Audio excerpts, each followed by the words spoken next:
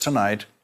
We are now 1 week away from the first public hearing in the impeachment investigation of President Donald J. Trump.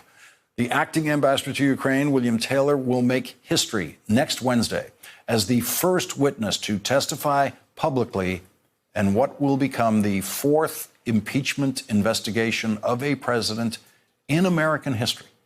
A transcript of Ambassador Taylor's deposition to the impeachment inquiry was released today. It shows that Ambassador Taylor testified that he threatened to quit if President Trump continued to withhold military aid to Ukraine. Ambassador Taylor said that the Trump position was that the president of Ukraine would be granted a White House meeting with the president of the United States, and Ukraine would receive military assistance mandated by Congress only if Ukraine helped the Trump re-election campaign by investigating Joe Biden. Chairman Adam Schiff pointed out that the Trump position fit the literal definition of quid pro quo. Chairman Schiff said, if they didn't do this, the investigations, they weren't going to get that, the meeting and the military assistance. Ambassador Taylor, that was my clear understanding. Security assistance money would not come until the president committed to pursue the investigation. Schiff. So if they don't do this, they are not going to get. That was your understanding. Taylor, yes, sir. Schiff, are you aware that quid pro quo literally means this for that? Taylor, I am. Congressman Tom Malinowski of New Jersey asked, who was responsible for setting all this into motion? Was it Mr. Sondland? Was it Ambassador Sondland? Taylor, I don't think so.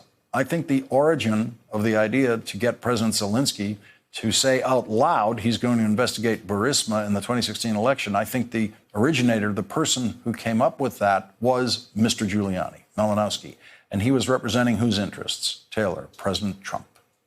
Ambassador Taylor testified that 4 cabinet-level officials tried to get a meeting with President Trump to undo his blocking of aid to Ukraine, but the Secretary of Defense, the Secretary of State, the CIA director, and the National Security Advisor were never granted that meeting. Donald Trump's resistance might not have been the only reason that that meeting was never scheduled.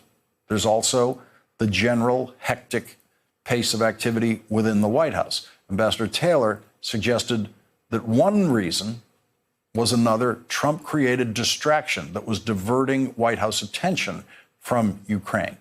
Taylor, I think this was also about the time of the Greenland question, about purchasing Greenland, which took up a lot of energy in the National Security Council. Schiff. Okay, that's disturbing for a whole different reason. It was Ambassador Taylor's testimony that first provoked questions of possible perjury in the testimony of Donald Trump's ambassador to the European Union, Gordon Sondland, who testified before Ambassador Taylor and claimed that he didn't recall any discussions with the White House on withholding security assistance from Ukraine. Ambassador Taylor quoted Gordon Sondland, telling him exactly the opposite. Gordon Sondland was then forced to change his under oath testimony by adding a written statement that was attached to the end of his deposition that was released yesterday. In that written statement, Gordon Sondland said that reading accounts of Ambassador Taylor's testimony and other witnesses' testimony, public accounts of them, had refreshed his memory. The William Taylor deposition transcript, like all the other deposition transcripts released before it, show that the Republicans have nothing.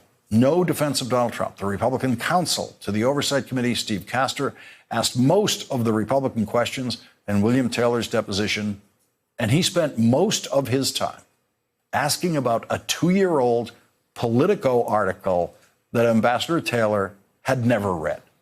Congressman Jim Jordan jumped in a couple of times, no more than 2 minutes at a time. There was nothing aggressive in Jim Jordan's questioning. It was not the Jim Jordan that you see on TV. It's not the Jim Jordan that we will see if he participates in the televised hearings, where his mission will be to create as much of a distracting spectacle as possible. Jim Jordan asked about a phone call, and the thing he wanted to know was whether Ambassador Taylor placed the phone call or received the phone call. That was it. A phone call with members of the National Security Council. That was what Jim Jordan tried to accomplish in there. Ambassador Taylor said that he thinks he initiated the phone call, but he couldn't be absolutely sure. That was all Jim Jordan had. That's all he tried to do in that deposition, was ask about who placed the call, who received the call. No Republican in that room tried even the slightest attack on Ambassador Taylor, who is a West Point graduate, a Vietnam combat veteran, and who has served in every presidential administration, Republican and Democrat, since Ronald Reagan's. In next week's televised hearing, Republicans will not be fighting with Ambassador Taylor. His deposition transcript shows it's impossible for Republicans to try to do that.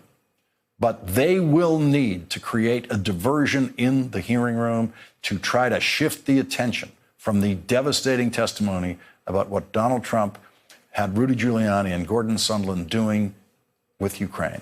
And so you can expect Jim Jordan, if he's there, will be yelling at Democrats in that hearing, yelling about the procedures being followed by the impeachment inquiry and complaining that they are somehow unfair. Republicans will be yelling, but the Republicans will not be yelling at Ambassador William Taylor. They will be trying to distract from the power of his testimony as the impeachment process goes live on television for the first time on Wednesday of next week. Thanks for checking out our YouTube channel. Subscribe by clicking on the button below for more from The Last Word and the rest of MSNBC.